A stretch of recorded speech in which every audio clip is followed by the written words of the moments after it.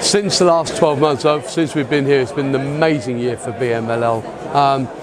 Really, where has the time gone? I mean, it's been frenetically busy. We launched BMLL Vantage in October of last year. That was a big deal for us. A fantastic visual product bringing to life the power of our underlying lab. So we're really proud of that. At the same time, actually, we completed our Series B funding. Enormously proud of that through quite a testing time to be raising finances last year. But we've brought on board as lead investors, NASDAQ Ventures and FactSet. We're incredibly proud of that.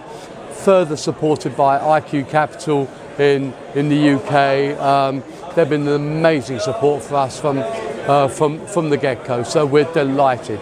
We raised $26 million in quite a testing environment, and it really was testimony to everything that we built.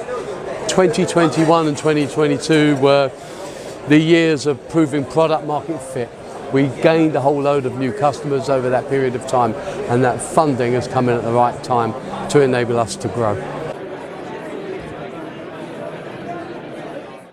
You've asked the most important question that any investor should ask. So 3 things I was going to do with the money. 1, buy more content. The only things you ever hear anyone complain about BMLL is the fact they want more content from us.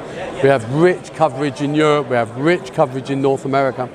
They want Asian markets, they want South African markets, they want more futures markets. So that financing enables me to go out and buy that data. And we do buy it because we are the vendor of record. My clients don't have the headache of licensing with exchanges to get their hands on the data.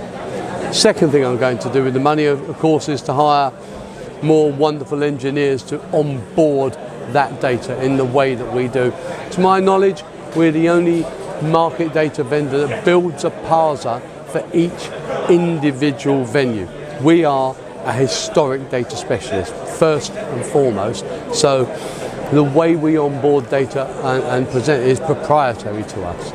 And lastly, but by no means least, we're growing our go-to-market area, most notably putting an office for the first time in New York.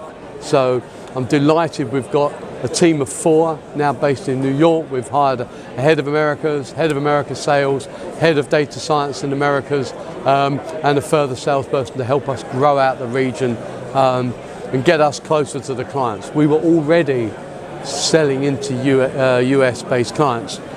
This will enable us to have some rest in the evenings, hopefully, because it was getting really busy. Very proud of what's going on with our coverage. If you remember this time last year, we'd only just launched our futures product with all of ICE, all of CME, all of Eurex across every asset class at full depth in one harmonized format. This year we're set to add Hong Kong futures and to add other futures markets to our futures offering. On equities, so we've completed our coverage in Europe and in the US. Now we've added all of Japan. So we've got all 3 Japanese venues. We announced that at the end of Q1. Singapore equities, we added that at the same time. As we go through the year, there's another 20, nearly 25 venues to be added this year across North America, across the rest of Asia and some other areas. Oh, and we also added both the South African markets too, which clients are certainly growing and using that data, which is fantastic for us. We set out to be what we call golden in the asset classes we're in. We want global coverage of equities, ETFs and the futures markets. We get asked all the time when we will go into other asset classes. It will come, but we set out to be golden in the asset classes we're in, and that we're completing that mission. Well, first and foremost, across the industry, and you can see it today, this industry is getting more sophisticated by the day. Customers are asking for more granular levels of insights. They're looking to derive those insights, and there's frankly an arms race for quantitative talent across the industry. We're happy to fuel that. We're happy to give the products to our customers to enable them to get that insight. So further developments on our visual product BMLL Vantage different views, different analytics, all from customer feedback that they're asking. Wouldn't it be great if it could do this? Can it show me how to do that? I'm looking to do the following. We take all that on board and build it into the product. Certainly features in our data lab, making it more intuitive, getting more content into that data lab so customers are able to explore and use our analytics across a whole range of new marketplaces. So that adding that content, getting that on board is what we set out to do post Series B, and we're very much committing to that.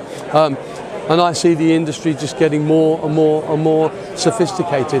What we've built, fundamentally, the only firms in the world that have built anything like this is your most sophisticated quant firms. They're the ones that understood the predictive power that came from this data, and we are democratizing that environment, making that data available to all.